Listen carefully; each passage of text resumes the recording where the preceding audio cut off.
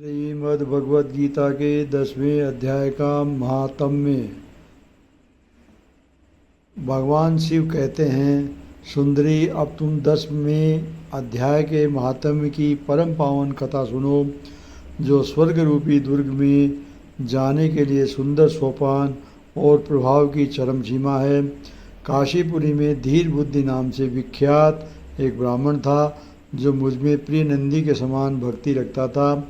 वह पावन कीर्ति के अर्जन में तत्पर रहने वाला, शांत चित्त और हिंसा, कठोरता एवं दुस्साहस से दूर रहने वाला था। जितेंद्रिय होने के कारण वह निवृत्ति मार्ग में ही स्थित रहता था। उसने वेद रूपी समुद्र का पार पा लिया था। वह संपूर्ण शास्त्रों के तात्पर्य का ज्ञाता था। उसका चित्त सदा मेरे ध्यान में संलग्न रहता था। वह मन को अंतरात्मा में लगाकर सदा आत्म तत्व का साक्षात्कार किया करता था। अतः जब वह चलने लगता, तब मैं प्रेमवश उसके पीछे दौड़ दौड़कर उसे हाथ का सहारा देता रहता था। यह देख मेरे पार्षद भृंगी ऋषि ने पूछा, भगवान, इस प्रकार भला किसने आपका दर्शन किया होगा?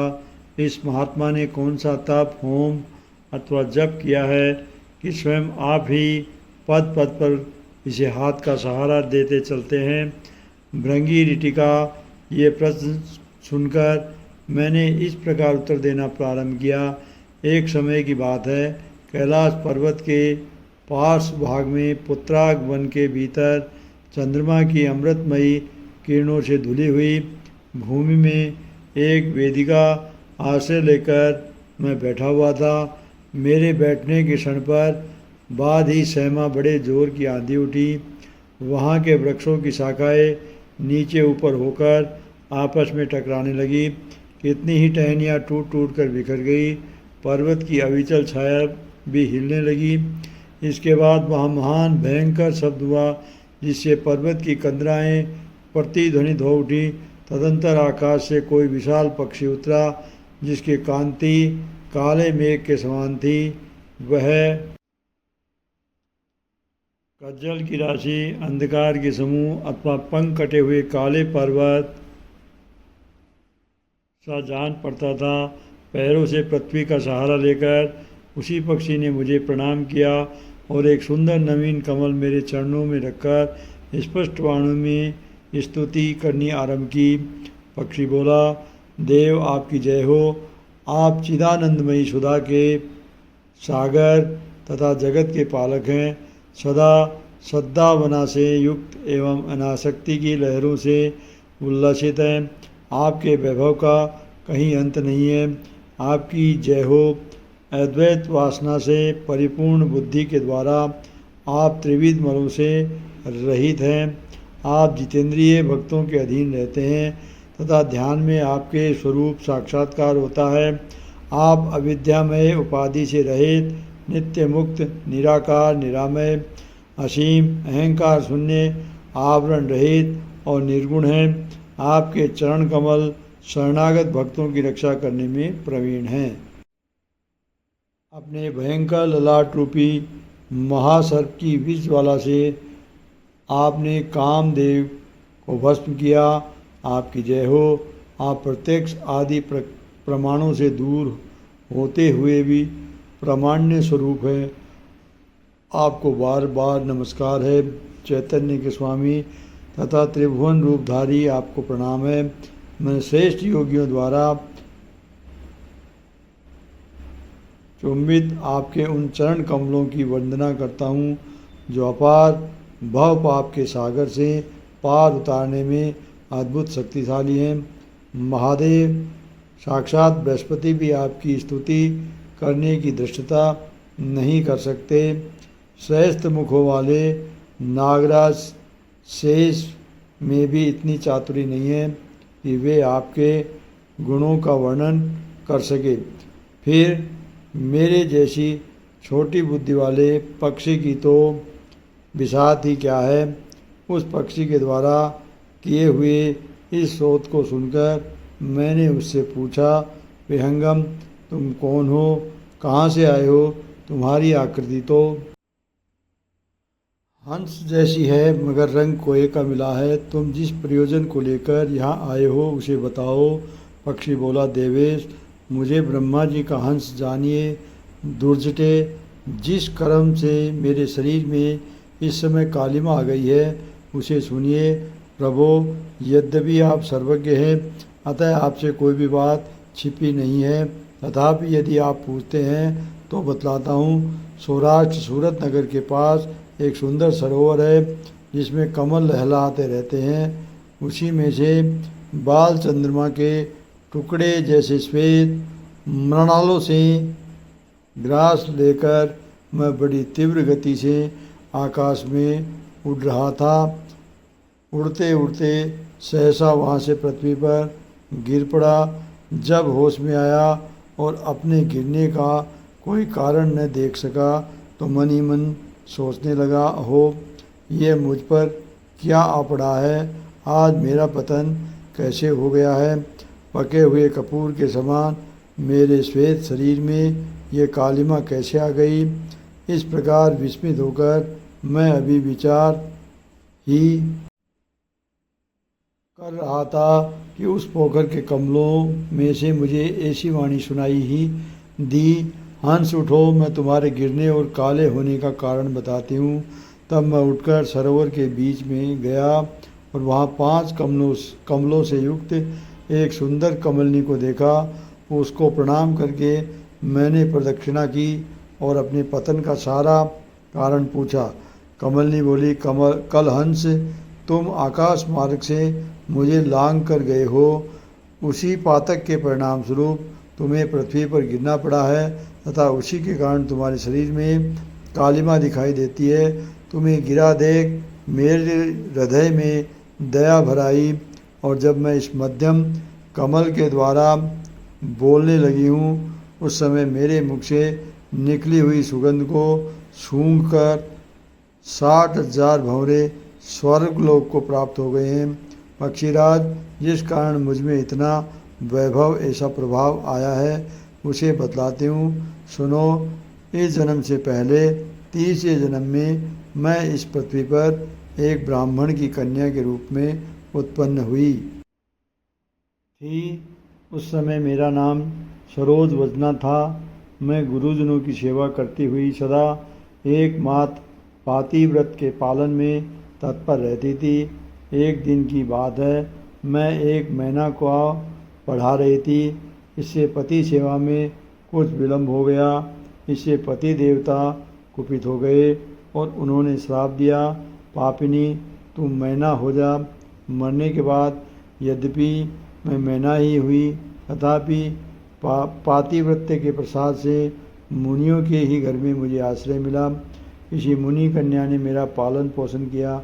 मैं जिनके घर में थी वे ब्राह्मण प्रतिदिन प्रातःकाल विभूति योग नाम से प्रसिद्ध गीता के 10वें अध्याय का पाठ करते थे और मैं उस पापहारी अध्याय को सुना करती थी।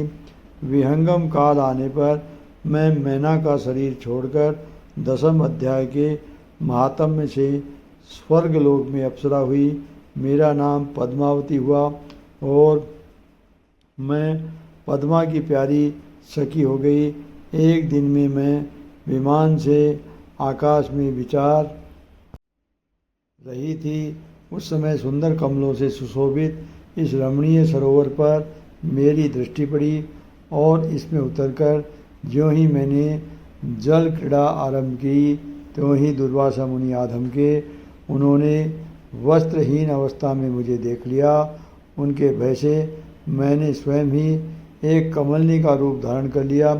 मेरे दोनों पैर 2 कमल हुए, दोनों हाथ भी 2 कमल हो गए और शेष अंगों के साथ मेरा मुख भी एक कमल हुआ।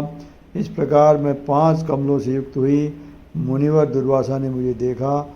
उनके नेत्र क्रोधाग्नि से जल रहे थे। वे बोले, पापिनी, तो इसी रूप में 100 वर्षों तक पड़ी रहे। ये साप देखकर वे क्षण भर में अंतर्ध्यान हो गए। कमलनी होने पर भी विभूति योगाध्याय के महात्म्य से मेरी वाणी लुप्त नहीं हुई। मुझे लांघने मात्र के अपराध से तुम पृथ्वी पर गिरे हो। पक्षीराज, यहाँ खड़े हुए तुम्हारे सामने ही आज मेरे श्राप की निवृत्ति हो रही है, क्योंकि आज 100 वर्ष पूरे हो गए। मेरे द्वारा गाए जाते हुए उस उत्तम अध्याय को तुम भी सुन लो। उसके स्वर्ण मात्र से तुम भी आज ही मुक्त हो जाओगे। यूँ कहकर पद्मिनी ने स्पष्ट एवं सुंदर वाणी में 10वें अध्याय का पाठ किया और वह मुक्त हो गई। उसे सुनने के बाद उसी के दिए हुए इस उत्तम कमल को लाकर मैंने आपको अर्पण किया। इतनी कथा सुनाकर उस पक्षी ने अपना शरीर त्याग दिया। यह एक अद्भुत सी घटना हुई। वही पक्षी अब 10वें अध्याय के प्रभाव से ब्राह्मण कुल में उत्पन्न हुआ। जन्म से ही अभ्यास होने के कारण शैशवावस्था में से ही इसके मुख से सदा गीता के 10वें अध्याय का उच्चारण हुआ करता है। 10वें अध्याय के अर्थ चिंतन का ये परिणाम हुआ कि ये सब भूतों में स्थित शंख चक्रधारी भगवान विष्णु का सदा ही दर्शन करता रहता है। इसकी स्नेहपूर्ण दृष्टि जब कभी किसी देहधारी के शरीर पर पड़ जाती है, तब वह चाहे शराबी हो, ब्रह्म हत्यारा ही क्यों न हो, मुक्त हो जाता है तथा पूर्व जन्म में अभ्यास किए हुए 10वें अध्याय के महात्म्य से इसको दुर्लभ तत्वज्ञान प्राप्त है तथा इसने जीवन मुक्ति भी पाली है। अतः जब ये रास्ता चलने लगता है तो मैं इसे हाथ का सहारा दिए रहता हूँ। भृंगी रीति ये सब 10वें अध्याय की महामहिमा है। पार्वती, इस प्रकार मैंने भृंगी रीति के सामने जो पाप नाशक कथा कही थी वही यहाँ तुमसे भी कही है। नर हो या नारी अथवा कोई भी क्यों न हो, इस 10वें अध्याय के स्वर्ण मात्र से उसे सब आश्रमों के पालन का फल प्राप्त होता है। ओम श्री परमात्मने नमः। अथ 10वां अध्याय। श्री भगवानुवाच भूय एव महाबाहो शृणु मे परमं वच यदेहं प्रिय माणाय वक्ष्यामि हितकाम्यया न मे विदुषुर्गणा प्रभवं न महर्षिः अहमार्दिः देवानां महर्षिणां च सर्वशः यो मां जमनादि च वेत्ति लोकमहेश्वरम् असम्बुढ समृत्तेषु सर्वपापे प्रमुच्यते। वृद्धिर्ज्ञानं सम्मोह क्षमा सत्यं दम समय सुखं दुःखं भावो भाव भयं चावीर्म च अहिंसा समता तृष्टि स्तपोदानं यशो यश भवन्ति भावा भूतानां मत्त ही पृथ्वीवदा। महर्षे सप्त पूर्वे चत्वारो मनमस्तथा मद्दावा मानसा जाता येषां लोक इमा प्रजा एतां विभूति योगं च मम यो वेत्ति तत्त्वतः सोऽविकम्पेन योगेन युज्यते नात्र संशये। अहं सर्वस्य प्रभो मत् सर्वप्रवर्तते इति मत्वा भजन्ते मां बुद्धा भावसमन्विताम्। मच्चिता मद्दत्प्राणा मोदयन्तः परस्परं कथयन्तस्य मानित्यं तुष्यन्ति च रमन्ति च तेषां सतति युक्तानां भजता प्रीतिपूर्वकं ददामि बुद्धियोगं तं येन मामुपयान्ति ते तेषामेवानुकम्पार्थ मह्यं ज्ञानजं तमः नाशयाम्यतं भावस्ततो ज्ञानदीपेन भास्वताम्। अर्जुनवाच परं ब्रह्म परं धाम पवित्रं परमं भवान् पुरुषं शाश्वतं दिव्ये मादिदेवमजं विभुम्। आहुसत्त्वामृषे सर्वे देवर्षि नारदस्तथा असितो देवलो व्यास स्वयं चैव ब्रवीमि मे सर्वमेतद्धृतं मन्ये यन्मा वदसि केशव न हि ते भगवन् व्यक्तिं विदेर्देवान् दानवा स्वमेवात्मनात्मनं वेत्थ त्वं पुरुषोत्तम भूतभावन भूतेश देवदेव जगत्पते वक्तुर्महस्य शेषेण दिव्यात्मविभूतये याभिर्भूति लोका कानिमास्त्वं व्याप्येदिष्टसि कथं विद्यामहं योगी स्त्वा सदा परिचिन्तयन् केषु केषु च भावेषु चिन्त्योऽस्मि भागवन्मया विस्तृणेनात्मनो योगं विभूतिं च जनार्दन मोयं कथये तृप्तिः शृण्वतो नास्ति मे मृतं। श्री भगवान वाच अंतते कथयिष्यामि दिव्यात्मविभूतये प्राधान्यते कुरु श्रेष्ठ नास्त्यन्तो विस्तरस्य मे अहमात्मा गुणाकेश सर्वभूतानि अस्तित अहमादिस्य मध्यं च भूतानामन्त एव च आदित्यानाम् अहं विष्णु ज्योतिषां रविरंशुमान् मरीचि मरुतामस्मि नक्षत्राणाम् अहं शशि वेदानां सामवेदोऽस्मि देवानामस्मि वासव इन्द्रियाणां मनस्वास्मि भूतानामस्मि चेतना रुद्राणां शङ्करसास्मि वित्तेषु यक्षरक्षसां वसुना पावकसास्मि मेरु शिखिर्णामहं पुरोदशा च मुख्यं मा विधि पार्थ बृहस्पतिं सेनानीनामहं स्कन्द सरसामस्मि सागरे महर्षिणा मृगूरहं गिरामस्मेकमक्षरं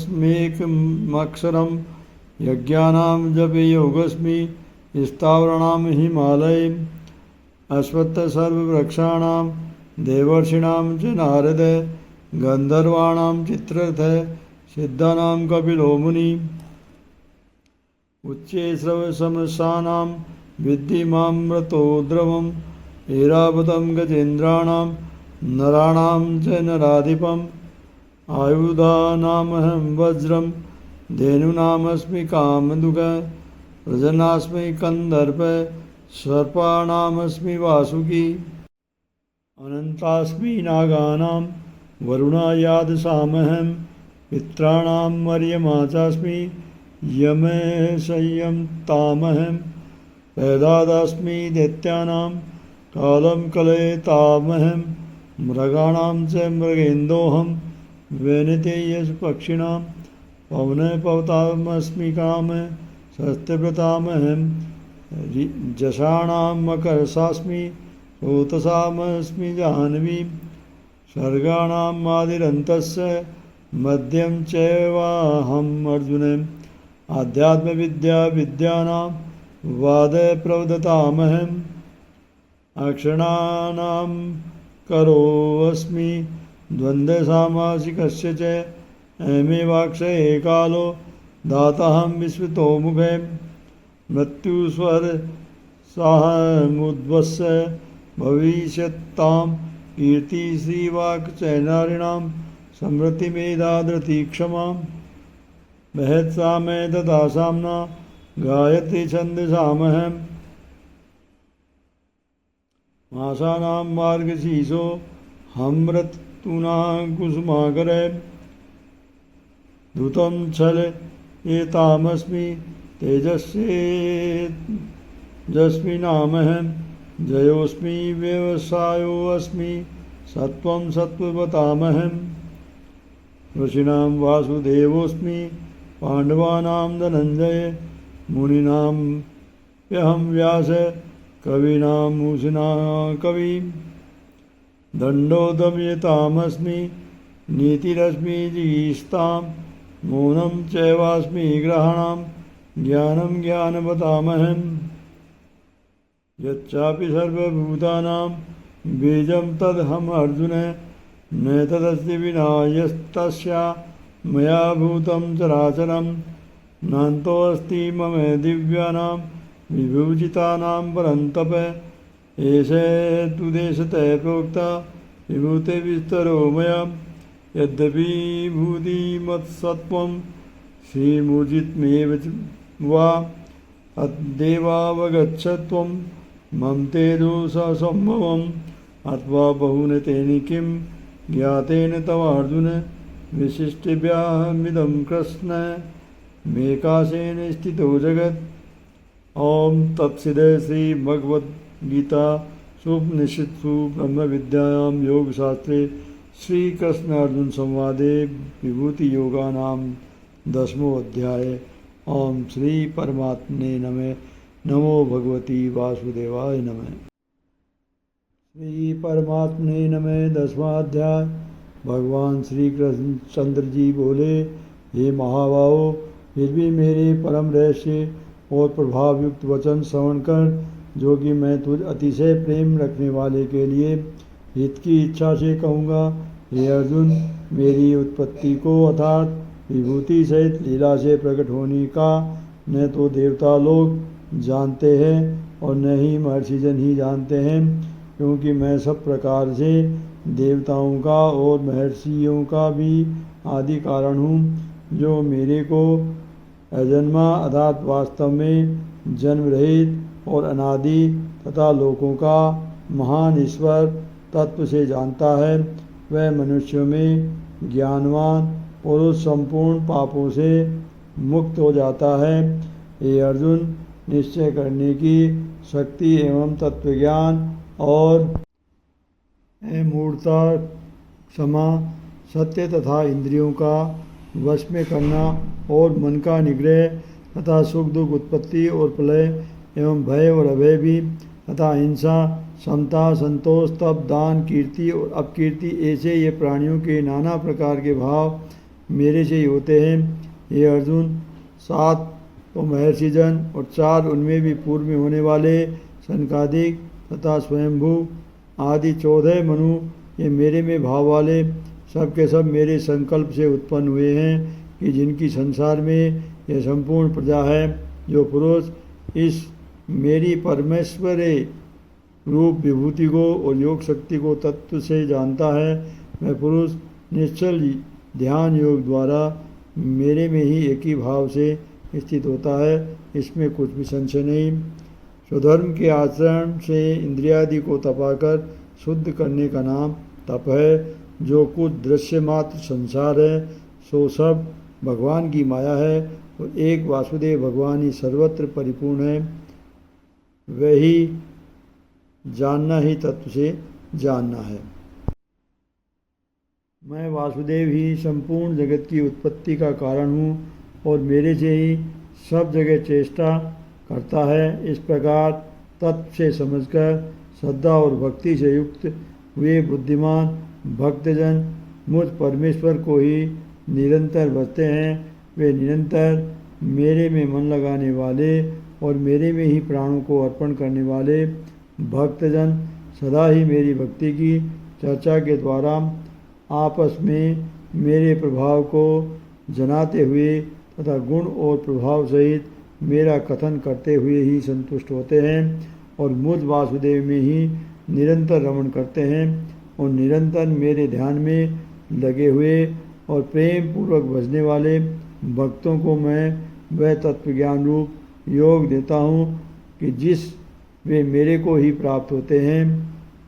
हे अर्जुन, इनके ऊपर अनुग्रह करने के लिए ही मैं स्वयं उनके अंतःकरण में एक ही भाव से स्थित हुआ हूँ। अज्ञान से उत्पन्न हुए अंधकार को मुझ वासुदेव के लिए ही जिन्होंने अपना जीवन अर्पण कर दिया है, उनका नाम है मैत्रत प्राणा प्रकाशमय तत्व ज्ञान रूप दीपक द्वारा नष्ट करता हूँ।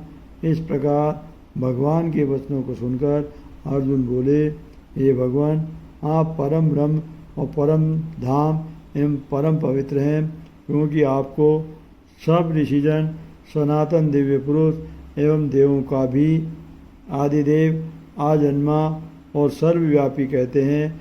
वैसे ही देव ऋषि नारद तथा असित और देवल ऋषि तथा महर्षि व्यास और स्वयं आप भी मेरे प्रति कहते हैं। हे केशव, जो कुछ भी मेरे प्रति आप कहते हैं, इस समस्त को मैं सत्य मानता हूँ। हे भगवान, आपके लीलामय स्वरूप को न दानव जानते हैं न देवता ही जानते हैं। हे भूतों को उत्पन्न करने वाले, हे भूतों के ईश्वर, हे देवों के देव, हे जगत के स्वामी, हे पुरुषोत्तम, आप स्वयं ही अपने से आपको जानते हैं। इसलिए हे भगवान, आप ही उन अपनी दिव्य विभूतियों को संपूर्णता से कहने के लिए योग्य हैं कि जिन विभूतियों के द्वारा इन सब लोगों का व्याप्त करके स्थित है। हे योगेश्वर, मैं किस प्रकार निरंतर चिंतन करता हुआ आपको जानूं, और हे भगवान, आप किन किन भावों से मेरे द्वारा चिंतन करने योग्य हैं। हे जनार्दन, अपनी योग शक्ति को और परमेश्वर रूप को, विभूति को फिर भी विस्तार पूर्वक कहिए, क्योंकि आपके अमृतमय वचनों को सुनते हुए मेरी तृप्ति नहीं होती है, अर्थात सुनने की उत्कंठा बनी ही रहती है। इस प्रकार अर्जुन के पूछने पर श्री कृष्ण भगवान बोले, हे कुरुक्षेत्र, अब मैं तेरे लिए अपनी दिव्य विभूतियों को प्रधानता से कहूँगा, क्योंकि मेरे विस्तार का अंत नहीं है। हे अर्जुन, मैं सब भूतों के हृदय में स्थित सबका आत्मा हूँ तथा संपूर्ण भूतों का आदि मध्य और अंत भी मैं ही हूँ। हे अर्जुन, मैं अदिति के 12 पुत्रों में विष्णु अर्थात वामन अवतार और ज्योतियों में किरणों वाला सूर्य हूँ, तथा मैं 49 वायु देवताओं में मरीचि नामक वायु देवता और नक्षत्रों में नक्षत्रों का अधिपति चंद्रमा हूँ। मैं वेदों में सोमवेद हूँ, देवों में इंद्र हूँ और इंद्रियों में मन हूँ, भूत प्राणियों में चेतनता अर्थात ज्ञान शक्ति हूँ। मैं 11 रुद्रों में शंकर हूँ और यक्ष तथा राक्षसों में धन का स्वामी कुबेर हूँ। मैं 8 वसुओं में अग्नि हूँ तथा शिखिर वाले पर्वतों में सुमेरु पर्वत हूँ। पुरोहितों में मुख्य अर्थात देवताओं का पुरोहित बृहस्पति मेरे को जान तथा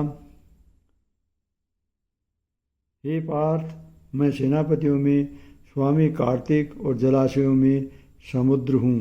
हे अर्जुन, मैं महर्षियों में भृगु हूँ और वचनों में एक अक्षर अर्थात ओंकार हूँ तथा सब प्रकार की यज्ञों में जप यज्ञ और स्थिर रहने वालों में हिमालय पहाड़ हूँ। सब वृक्षों में पीपल का वृक्ष और देव ऋषियों में नारद मुनि तथा गंधर्वों में चित्ररथ और सिद्धों में कपिल मुनि हूँ। हे अर्जुन, तो घोड़ों में अमृत से उत्पन्न होने वाला उच्चैश्रवा नामक घोड़ा और हाथियों में ऐरावत नामक हाथी तथा मनुष्य में राजा मेरे को ही जान। हे अर्जुन, मैं शस्त्रों में वज्र और गौओं में कामधेनु हूँ और शास्त्रोक्त रीति से संतान की उत्पत्ति का हेतु कामदेव हूँ। सर्पों में सर्पराज वासुकी हूँ।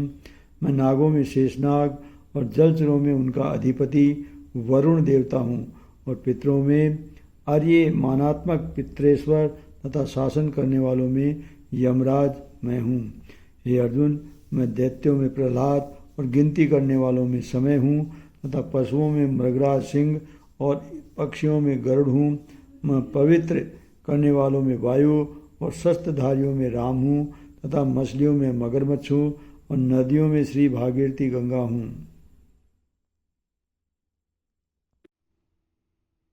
हे अर्जुन, सृष्टियों का आदि अंत और मध्य भी मैं ही हूँ तथा मैं विद्याओं में अध्यात्म विद्या अर्थात ब्रह्म विद्या एवं परस्पर में विवाद करने वालों में तत्व निर्णय के लिए किया जाने वाला वाद हूँ।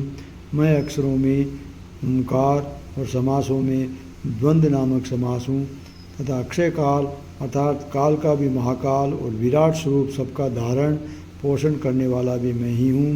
हे अर्जुन, मैं सबका नाश करने वाला मृत्यु और आगे होने वालों की उत्पत्ति का कारण हूँ तथा स्त्रियों में कीर्ति, श्री, वाक, समृद्धि, मेधा, नृति और क्षमा हूँ तथा मैं गायन करने योग्य श्रुतियों में बृहत शाम और छंदों में गायत्री छंद तथा महीनों में मार्गशीर्ष का महीना और ऋतुओं में बसंत ऋतु में हूँ।